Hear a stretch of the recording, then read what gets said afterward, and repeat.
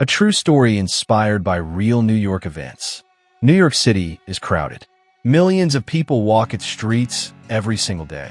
So when someone disappears here, you would think it's impossible. But this is a true story. In the spring of 2010, Elisa Grant, a 28-year-old graphic designer, lived in a small apartment near Fifth Avenue, Manhattan.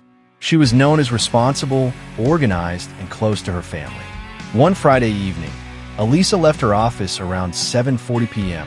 Security cameras showed her walking calmly, talking on her phone, smiling. That was the last time anyone saw her. She never came home. At first, her friends thought she might have gone out or stayed with someone. But by the next morning, her phone was switched off. Her wallet, passport, and laptop were still inside her apartment. Her family contacted the NYPD. Police checked subway footage, traffic cameras, and nearby stores. Elisa was seen entering a subway station near 42nd Street. But here is where the mystery begins. She never exited. No camera showed her leaving the station. No swipe record showed her using her Metro card again. It was as if she vanished underground. Search teams checked tunnels, service areas, and even abandoned sections of the subway. Nothing. Weeks passed, then months. The case went cold. But one detail kept investigators awake. A subway maintenance worker later reported something strange. On the same night Elisa disappeared, he remembered seeing a woman matching her description standing near a restricted tunnel entrance. When he looked again, she was gone. No sound, no footsteps, just empty tracks. Years later, Elisa was officially declared missing. No body was ever found. No evidence of a crime was proven. Even today, her case remains unsolved.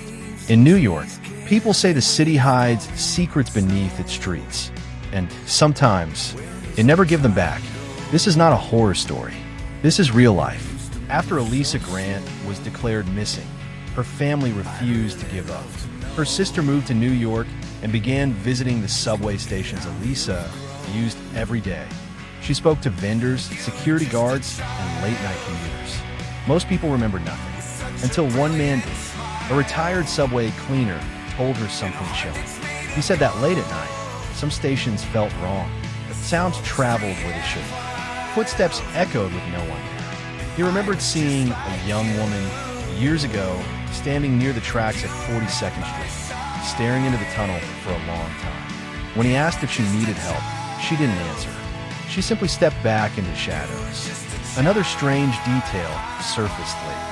Elisa's phone was never found, but 2 years after her disappearance, her number briefly showed as active for just a few seconds. No calls, no messages, then silence again. Police could not explain it. Some investigators believed Elisa may have accessed a restricted area by accident. Others suspected foul play with no evidence left behind. And some believed something darker. New York's subway system is over 100 years old. There are sealed tunnels, abandoned platforms, and forgotten passageways beneath the city. Places where cameras don't reach. Places where people can disappear. Today, Elisa Grant's name still appears on missing persons lists. No answers, no closure. Just one question that remains. How does someone vanish in the most crowded city in America without leaving a trace? Over the years, many theories surfaced about Elisa Grant's disappearance. One theory suggested she accidentally entered a restricted subway tunnel. In the darkness, with trains rushing past, even a small mistake could be fatal. But investigators questioned this. There was no sign of injury, no report from subway control, no emergency alerts that night. Another theory pointed to foul play. New York has blind spots, moments when crowds thin and cameras miss details. Someone could have followed her, someone who knew how to disappear. Yet again, there was no evidence, no weaknesses, no trail. Then there were the stories no one wanted to officially record. Transit workers spoke quietly about sealed platforms and forgotten stairways. Places removed from maps decades ago.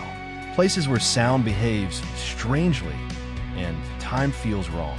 One officer later admitted, off the record, some cases don't close because the city doesn't want answers. Elisa's family still lights a candle every year on the day she vanished. They don't ask for theories anymore. They ask for truth. But New York stays silent. Millions ride the subway every day, never thinking about what lies beyond the walls, never wondering who might have stepped into the darkness and never returned. Elisa Grant was real. Her life was real, and her disappearance remains one of New York's quiet mysteries. Because in this city, not every story gets an ending.